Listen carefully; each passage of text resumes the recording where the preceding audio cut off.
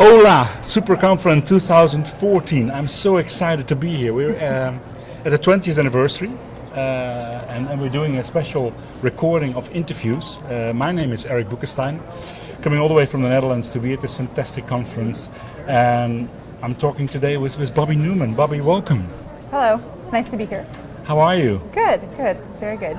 Before we go into your opinion about library conferences and libraries in general, can you tell the viewers who may not know you, which are a few, but who you are and where you get to be at this conference? Sure. My name is Bobbi Newman, and for years, I don't want to say how many, I have been blogging at librarianbyday.net and tweeting as Librarian by Day, although now I tweet as just Bobbi Newman, and working in libraries and speaking at conferences and traveling all over to see what's happening. So I was invited here to speak at OLA. And had you heard from OLA, or is it the first time that you were aware of this? No, I was aware of it, of course. I have some Canadian friends in libraries that I follow online and keep track of, and so I was aware of this conference and what happens here, and the excitement that was building up to the 20th anniversary. And your day job, you're doing research at the moment, I think? Yeah, I returned to school full-time about 3 years ago. I had been wanting to go back for several years and finally had the opportunity and returned to study public policy and political science and mass communication. And how does that relate directly to libraries? Well, the work I had been doing before I went back to school involved digital literacy and the digital divide, and especially national policy in the U.S. related to that, and some international work related to that. And so as I considered returning to school, I looked at what would be sort of the best fit with all those aspects and decided that the focus on public policy and politics really affects libraries, how policy is getting set and the politicians who are involved in funding and that kind of things with libraries. So I returned to school to focus on those things. Okay, and what did you hope to get out of it? I mean, no doubt you have an idea of something that you want to bring with this research. Yeah, so part of what I focused on is new media and mass communications and how that influences politics and public policy, and then how some of what I've learned about influencing policy and politics can affect public libraries, and hopefully libraries and all kinds of libraries can use that to their advantage.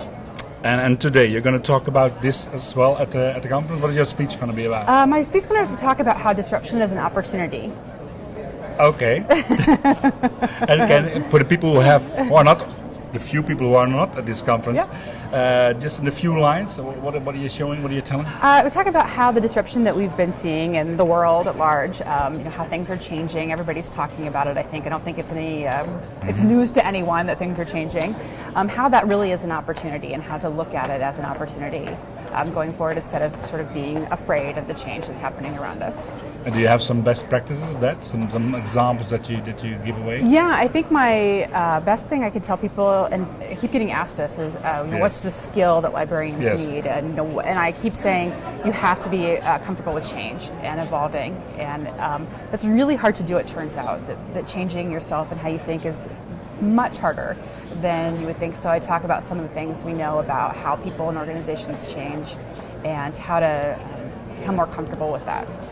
So last night at the keynote, I don't know if you made it to the keynote last night. I didn't. Did not. What it was? I got in kind of late. It was a very interesting, a thought, and that said it takes a risk taker. Someone was hired as a risk taker, but when you have a risk taker in your organization, you also need a space maker to provide the opportunity and the platform to take risks. Right. Anyway, Absolutely. so it's not only the skills of the librarian, maybe, but it's also the skills of the direction, of the management. Yeah, absolutely. I think it's interesting to see library organization and other organizations bring in someone that they want to help, bring in someone to facilitate change or make change, then not giving them the platform or the space they need to make that happen. I mean, it's not a magic wand, unfortunately. No, and it happens too often that sometimes there is a budget for innovation and there is someone responsible, but the platform is so small that it doesn't happen, and then that person gets blamed where it's absolutely not really a good thing.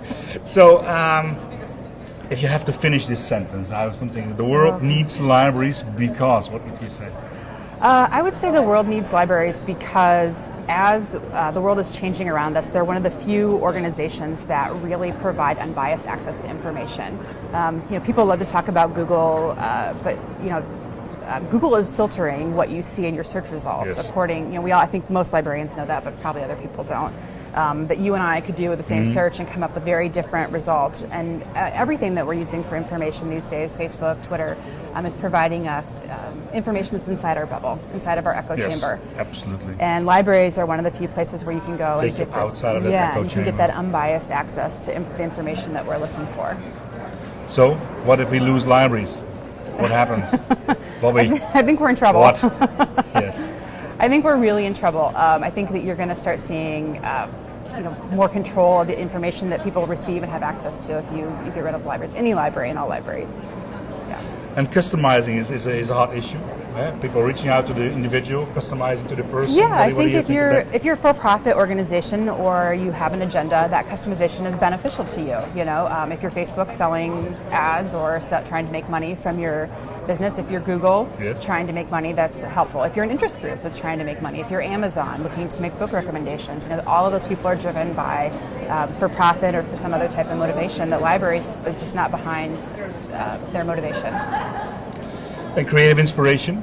What are you looking at? Are you looking at examples from this is the librarian I want to be, or this is the person that I want to be for libraries? Well, I think what I've learned the last couple of years is that having time to reflect every day is really important to me. I've started jogging or walking in the mornings, and having that time every day to sort of reflect on what's happening is really helpful. As far as specific information or inspiration, people who inspire you, maybe. Mostly within my school right now, so probably no one anybody else knows. And also looking at sort of a few books I've read recently, I think that were pretty helpful. I think what the most successful people do before breakfast was a good one. Okay. Yeah. Get that book. Yeah, but it's very short too, easy. Okay. I like it. We get into the end of this. These conferences, you go to a lot of conferences, I go to a lot of conferences.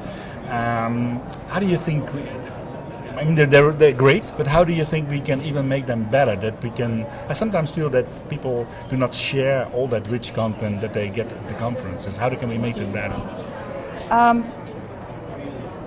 Wow, I don't know if I thought about that. I think I like the smaller conferences better. You've been to way more conferences than I have, but it does seem like the smaller ones make it easier to connect with people. And why is that? Well, the connection with people, I think, is the biggest thing. When you're rushing from event to event, or you have to go clear across town to get to an event, that makes a big difference. Where Internet Librarian, I guess, is my favorite conference. He's not listening to me. We all have to go to Internet Librarian. Yeah, but part of it is it's so small that you can connect with people, and I think it's important as an attendee to. It's really easy to get caught up in the exciting things that are happening at the conference, but also to remember how to take those back to the other staff that aren't at the library, and how each library does that, I guess, is up to them. Maybe some sessions at the conference about how to take back.